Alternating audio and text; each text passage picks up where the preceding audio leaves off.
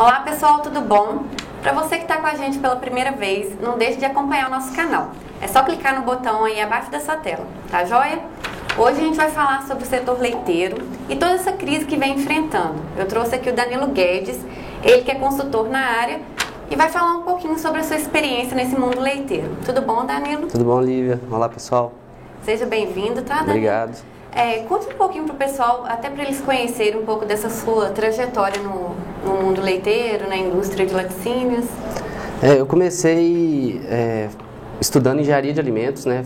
Me formei aqui em Viçosa e desde que eu me formei eu venho trabalhando na área de gestão com foco em empresas do setor de agronegócio, né? Então eu passei por algumas consultorias, fui também gerente executivo de uma empresa de agronegócio, né, na área de gestão. E desde que eu comecei a trabalhar com a gestão láctea, né, eu venho especializando no setor de laticínios. Então a gente fez projetos de gestão, né, de implementação de metodologia de gestão, melhoria de sistema de gestão em empresas de laticínios de pequeno, médio e grande porte. Ótimo. Eu fiz minha especialização na área de controladoria e finanças, né, então a gente trabalha também nessa parte financeira, né, do negócio, toda essa visão de estratégica e de controladoria também. Ótimo. Então vamos começar, pessoal. Como eu disse anteriormente, a gente sabe que o setor leiteiro está vindo de muita crise, né? Tanto as indústrias de laticínio quanto os produtores, eles têm enfrentado uma situação bem complicada, né? Então, para você que já tem um pouco de experiência nessa área, já vem acompanhando nessas indústrias, quais os desafios que você vê que eles estão assim, tendo maiores dificuldades de enfrentar, de achar uma solução? O setor de laticínios ele tem enfrentado, né, realmente um período bem conturbado aí, com grandes desafios.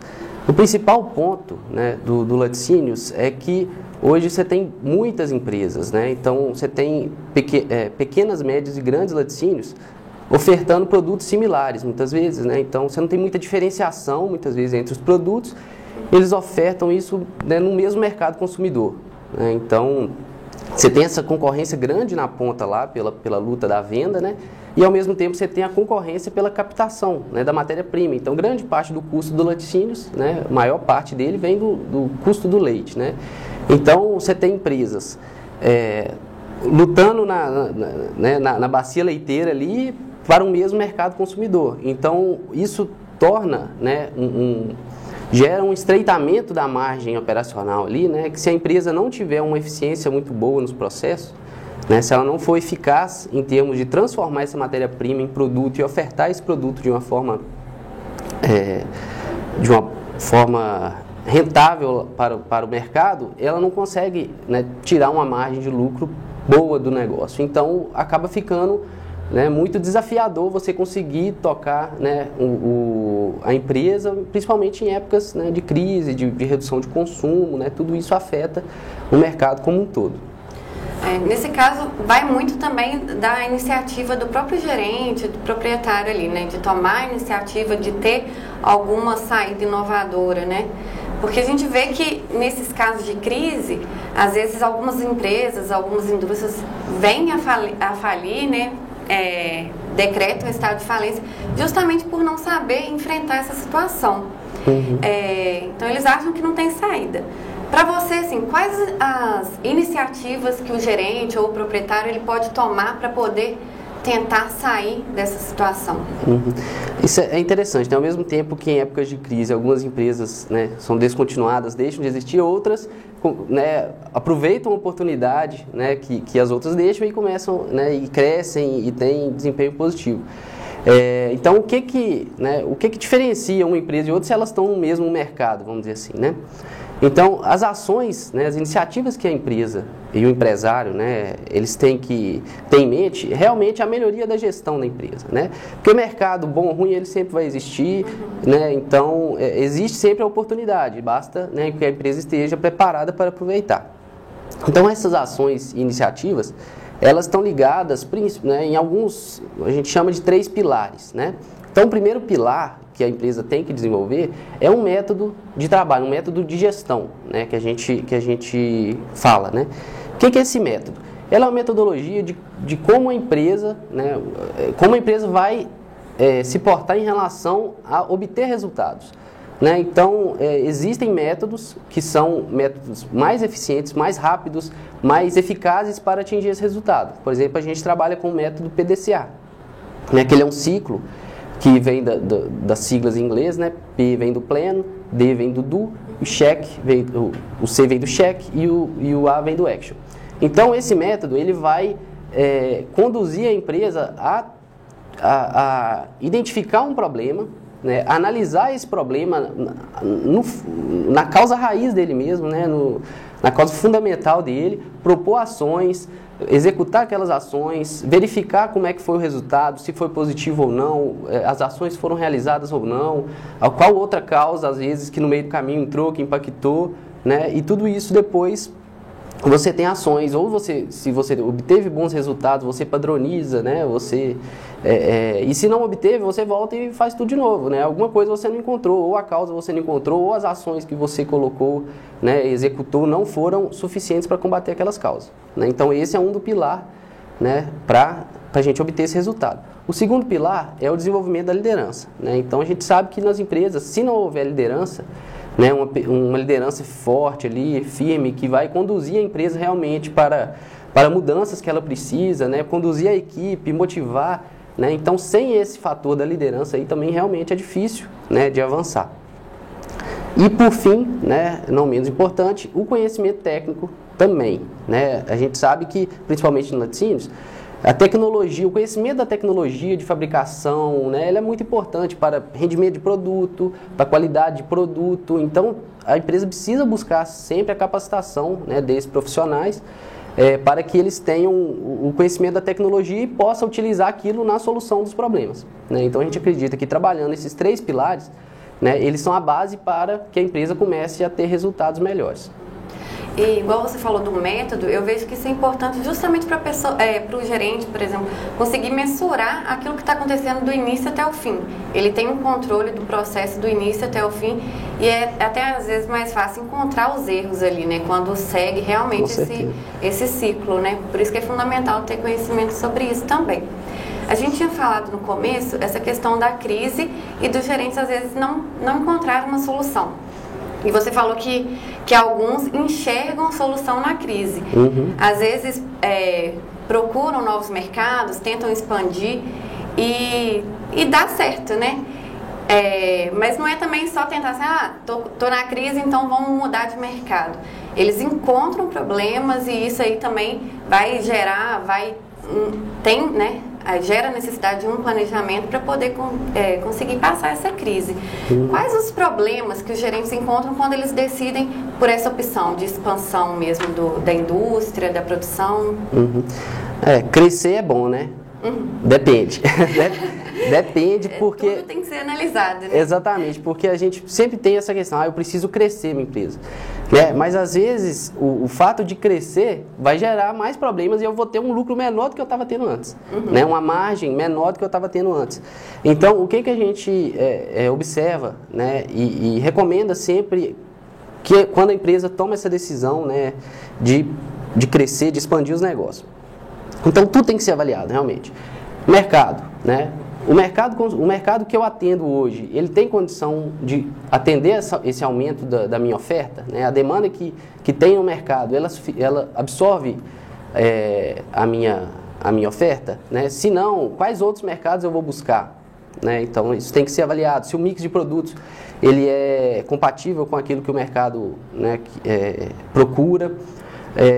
Olhando um pouco para dentro da empresa, a própria estrutura de fábrica, eu tenho estrutura de fábrica, se eu aumentar a captação de leite, eu vou conseguir processar isso sem ter problemas de qualidade, eu tenho câmara fria, eu tenho equipamentos, né, suficientes para fazer esse processamento, né? Então, se não, vou precisar investir, ampliar a estrutura de fábrica, quanto que isso vai me custar, né?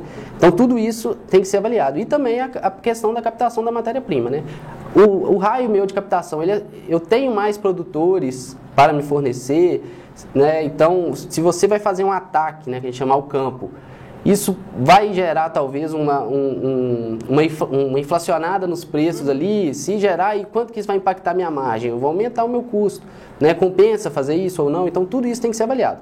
Mas o principal ponto ainda que as empresas deixam a desejar é analisar o capital de giro que ela vai precisar, né, para expandir o negócio. Então, muitas vezes, o que eles fazem, né? Eles têm dinheiro sobrando em caixa, pega esse dinheiro e investe em compra de equipamento, em ampliação de fábrica, né? Então, utilizam o dinheiro do caixa, né, o caixa operacional, para fazer investimentos. E aí, na hora que começa a aumentar a produção, né, necessariamente você vai aumentar o que você tem a pagar, insumos, fornecedores, leite, né, e aí você paga isso, né, normalmente com um prazo menor do que o que você vende, né? Às vezes você vende 30, 60 dias e tem que pagar um insumo, por exemplo, com 20 dias. E aí você começa a ter, né, esse desequilíbrio no caixa, né? Então o fluxo de caixa começa a ficar apertado. E aí o que as empresas fazem? Né? Elas vão lá e se eu vendi com 30, 60 dias, eu vou lá em alguma instituição financeira e faço uma antecipação disso, né? Então eu recebo à vista pagando uns juros, né, sobre esse valor. E aí que começa, né, a embolar as coisas, porque a gente já tem uma margem de lucro pequena. Se eu começo a pagar muitos juros, isso vai cada vez mais espremer a minha margem, né? Então com margem pequena, eu fico com menos caixa, isso gera uma bola de neve que muitas vezes as empresas não conseguem sair. Então, a parte, chegou no momento de expandir, tem que ser realmente bem planejado e levar em conta todos os pontos, não pode ser um planejamento mal feito. E hoje o que a gente vê muito é que o gerente, às vezes, ele se preocupa, né, com a questão financeira, que realmente a saúde financeira é fundamental.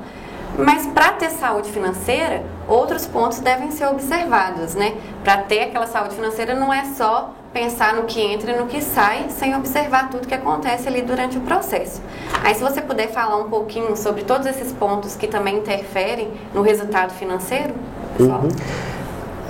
Sem dúvida, o financeiro, né, é um dos objetivos a serem perseguidos pelas empresas. Sem lucro, nenhuma empresa sobrevive, né? Então, mas só que o financeiro, né, a saúde financeira da empresa, ela é só a ponta do iceberg, né? Então, ela é o resultado final, vamos dizer assim, o resultado, é o resultado monetário ali, né, econômico que a empresa obteve com suas operações. Né? Mas e para atingir, né, essa saúde financeira, esses resultados, principalmente sustentáveis, né? Então não adianta eu ter um mês lucro, outro prejuízo, normalmente o prejuízo de um mês é maior que o lucro do outro, né?